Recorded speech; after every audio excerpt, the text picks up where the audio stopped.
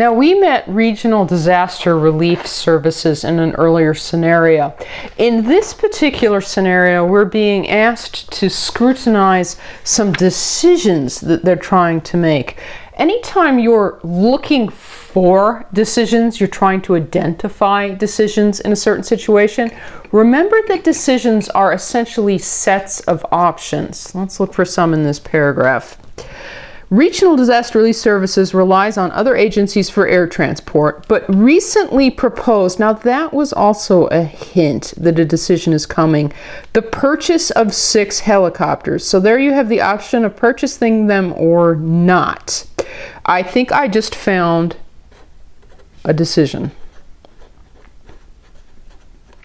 Purchase 6 helicopters. Question mark. We don't know they're going to do that necessarily. Now, what else? RDRS managers were opposed, arguing that ground operations was a core competency of RDRS and it is more important to resolve dispute. Now, that is also another context for decision making over the proper allocation of all-terrain vehicles, known as ATVs, than to acquire aviation at a greater expense. Several warehouses located close to wilderness areas have no idle ATVs, keeping their ATVs deployed throughout the wildfire season. Managers there want idle ATVs from urban area RDRS warehouses to be transferred to their warehouses. Urban managers point out that wilderness managers leave ATVs in remote areas, speculating that an additional emergency might occur after initial rescue evacuation is completed. Okay, wait a minute. Before I go any further, this is another decision. Now, what were the options? It said they need to resolve a dispute over proper allocation of ATVs. So one option is what the rural warehouse managers are saying. The urban managers should send them their ATVs. And the other option is what the urban managers are probably saying, and that's, we don't want to send you our ATVs. So I should note that. 2, reallocation of urban ATVs. Should they or shouldn't they? Now we've up to 2 decisions. What is left in this paragraph? The urban warehouse managers suggest that the wilderness area should put more effort into properly retrieving the ATVs assigned to them. Okay, this one in here is a little bit more subtle, but there's a decision lurking in there as well. Because one of the decisions was, decisions often are proposals in some certain sense.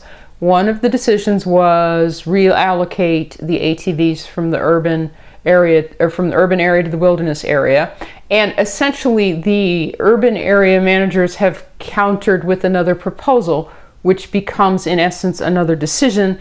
And that's that, you guys should change your policy about retrieval of your own ATVs. That is to say, you should retrieve them right after the emergency. You shouldn't let them just sit out there where you can't reach them, think just in case something else happens, and then ask us for ours. So, third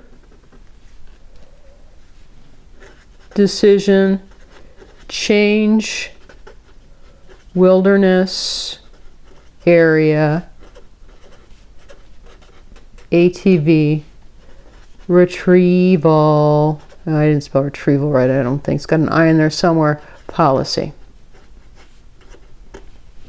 Keep the policy we have, or change it to what the urban managers are suggesting, which is more prompt retrieval. So the actual question that went with the scenarios, here's this situation, here's what the arguments are, how many decisions are there, and you can see I've racked up a list of 3. There's actually 3 decisions going on in this discussion.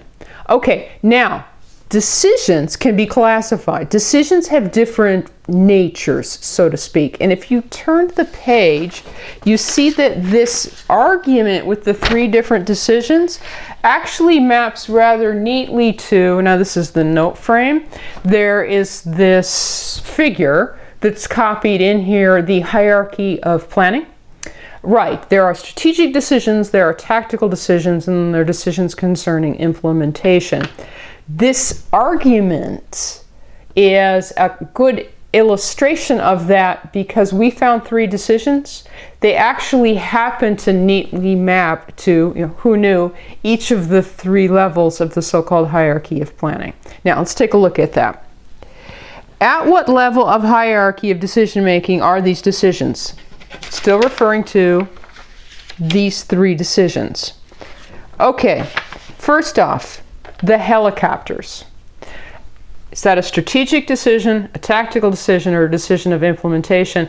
Oh, all right, well maybe before we classify the, purchase the helicopter decision, we should embroider our notes a little bit. What is the difference between strategic decision, tactical decision, versus a decision of implementation, operational decision? At the base of the pyramid, well, go up to the top of the pyramid. Strategic is long-term. It's a long-term decision. It is, or a good test of a strategic decision is that once you have decided, like say for instance you decide, yes, let's buy 6 helicopters, you're going to have to live with the consequences of that decision. Notice it's like a considerable expense and it's a big deal for quite some time. It's not easily undone, so to speak, if it's not working out. The helicopters represent whether they decide to buy them or not. The 6 helicopters, that decision is a strategic decision, yes or no. Another hint that the proposal to purchase 6 helicopters is a strategic decision. Another hint is the concerns of the warehouse managers when they said that air operations are not a core competency of RDRS, a core competency, a fundamental advantage that a certain firm has, something that they're good at. Okay, moving outside your core competency or trying to add one, that is another very long-term strategic issue. Okay, so that was another hint. Now, wait a minute. Okay, that's the first one off the list. The second one on the list, let me spy at the list, was, reallocate the ATVs. Is that a strategic decision? That sounds more like a tactical decision, because why? Tactical decisions find solutions. Another way to think of strategic decisions also, the helicopters doesn't really so much suggest it, but very often strategic decisions set goals. Whereas tactical decisions find solutions given the goals.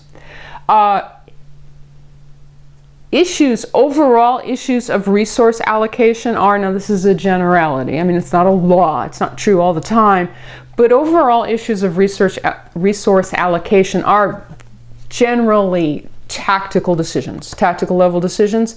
That means that the proposal to shift the number of ATVs through the warehouse, I mean that this would be a permanent assignment, but to move them between warehouses, that would be at the tactical level, right? So reallocate.